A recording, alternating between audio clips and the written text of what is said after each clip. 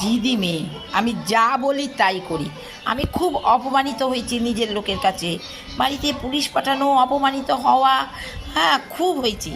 কিন্তু আমি ঠাকুরের কাছে দিনরাত বলি, ঠাকুর, তারপরে হচ্ছে লোক কথা শোনার, নিজের লোকের আমাকে কথা শোনা, আমি চিটিং বা যত রকম খারাপ আমাকে, ঠিক আছে বলেছিস, আমি ঠাকুর আমাকে ধৈর্য ধরার শক্তি দিক, সহ্য করার ক্ষমতা দিক, আমি মেনে নেব। কিন্তু আমি তাদের মুখ দর্শন করব না, তারা আমাকে জীবনে পাবে না।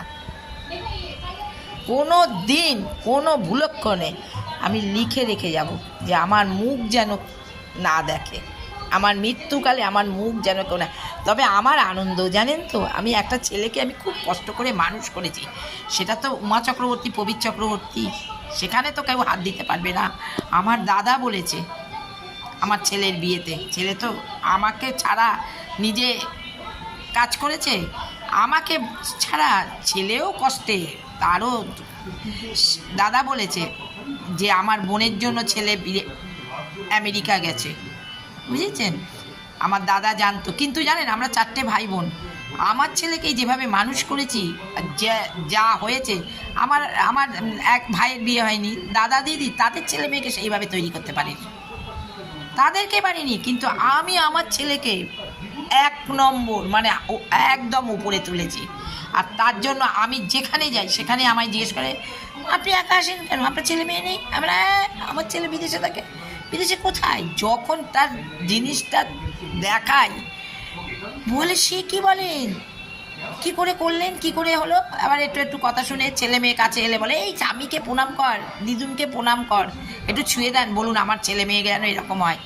এটাই আমার শান্তি, এটাই আমার প্রাপ্তি, যে আজকে আমাকে যে বলে, আপনি তো গর্ভধারিণী মা, আপনার চিন্তা কিসের? হ্যাঁ, যে একটা ছেলেকে যে আমি কিভাবে কি করেছি, ওর বাবা অফিসে থাকতো, আর যত রকম রোগে, যন্ত্রণায়, চঞ্চলতায়, বদমাইশিতে কোনোটা বাদ দেয়নি, সব করেছে, সব আমি ট্যাকেল করেছি। আমি বললাম তো, আমি হাল ছাড়ার মেয়ে না, নিয়ে গেছি 1 নম্বরে, পেরেছে। বড় বড় কথা বলে, সব তাদের ভাই বোন তো ছিল, পেরেছে, দিদি ছিল, পেরেছে ছেলেকে এরকম করতে। হ্যাঁ, দাদা ছিল, দাদা বাবা মরে গেছে, ওই জন্য দাদা পারেনি করতে।